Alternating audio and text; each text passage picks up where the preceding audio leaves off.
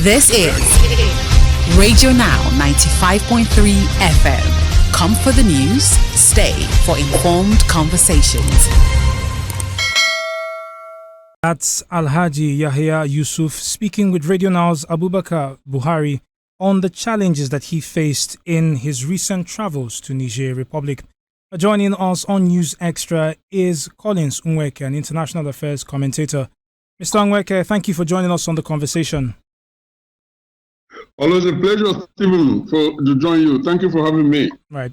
So, as we've already said, this is the latest in terms of the relations between Nigeria and Niger Republic. It's worth saying that we had originally we had originally brought up the conversation about the border when we closed our border to Niger Republic in the wake of the military takeover of the country. But I wonder what your thoughts are now that you've had Alhaji Yusuf talk about his experience. Well, what Alhaji Yusuf has drawn our attention to is just an aspect of what is expected to be the negative side of the current imbroglio, which is economic disruption. But there is also, humanitarian impacts to look at. We are also looking at social and cultural disruption, which he actually alluded to when he talked about the fact that Nigeria and Niger are, brothers and sisters. They are siblings.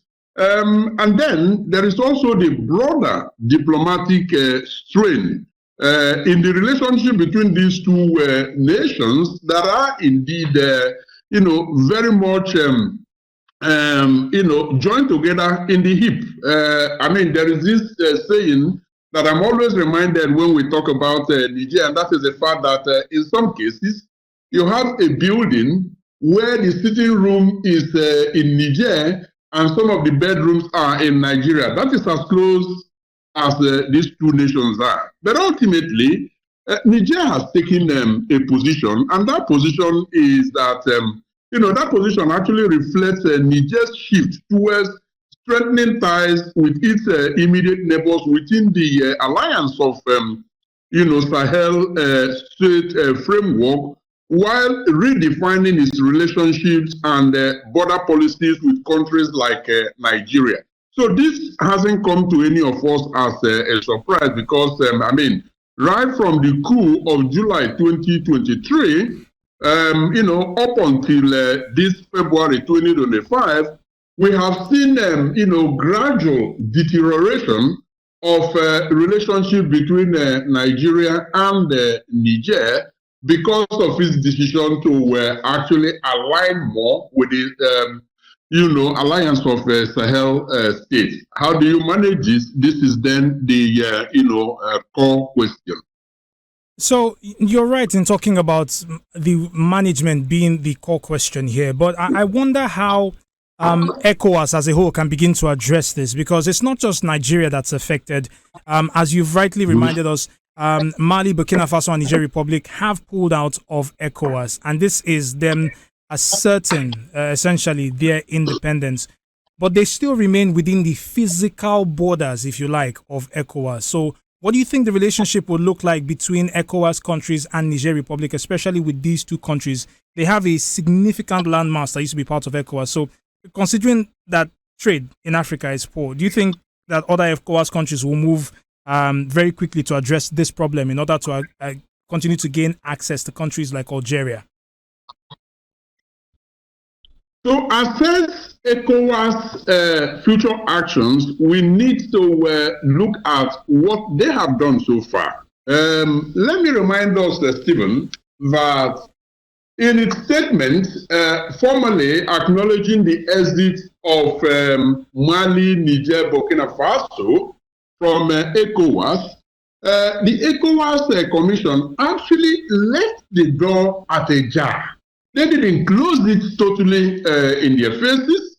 They made mention to the fact that, the free movement of people and goods remains something that ECOWAS cherishes, and they have actually, kind of allowed a situation where that is not disrupted. They acted in a way that showed their willingness and preparedness to, re-welcome them back to the fold.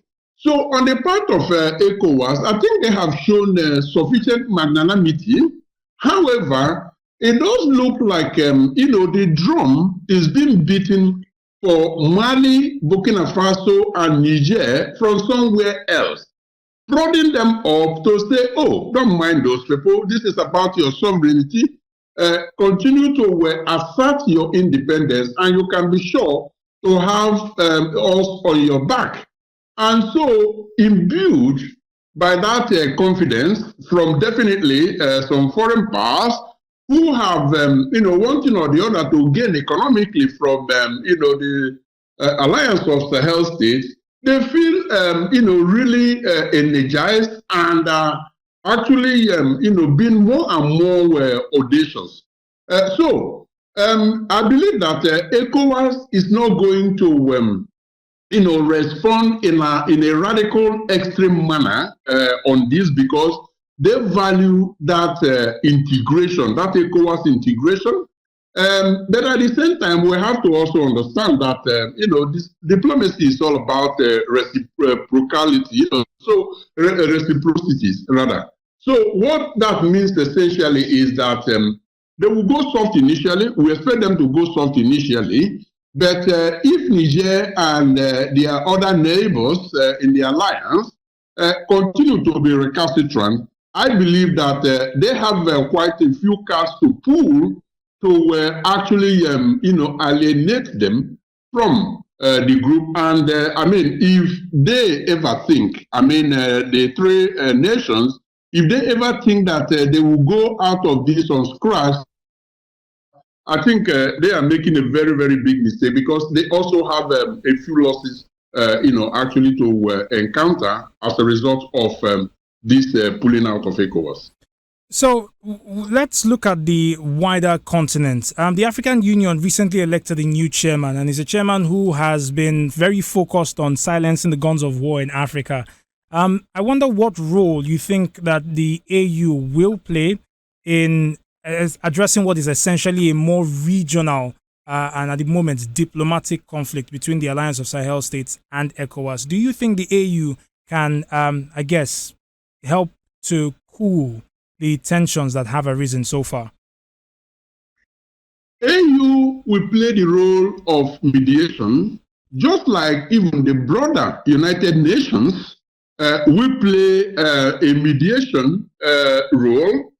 I would even expect, international involvement here. For instance, the EU, who actually has its eyes, firmly fixed on Africa and actually strengthening their relationship. So, as United States under Donald Trump begins to disengage, or at least has threatened to disengage from Africa, you would see more interest from a number of other, international bodies and countries like the EU, like I mentioned, that would show more interest in peace in Africa. And so, having a president of, the AU Commission, a new president whose mantra has been silencing the gun in Africa,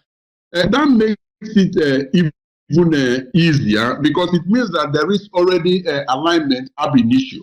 Now, all of this hopefully will culminate in an international body, a committee of some sort, that would try to mediate and negotiate a peaceful settlement between these two countries. Now, between these two blocks, that is the Sahel and the ECOWAS. Now, is it impossible? Of course, it is not impossible. After all, this will not be the first time that, countries or blocks pull out of a bigger bloc. We've seen that with Brexit, but there was a negotiated settlement in the sense that, you can do that without necessarily hurting the free movement of, people, goods and services where you have a very clear understanding that does not lead to economic or diplomatic war.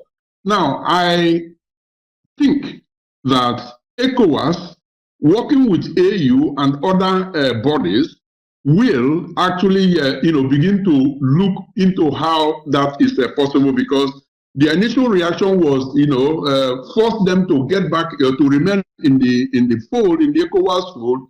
But obviously that is not working, and so their next option will be to, mediate, negotiate, and find, a common arrangement.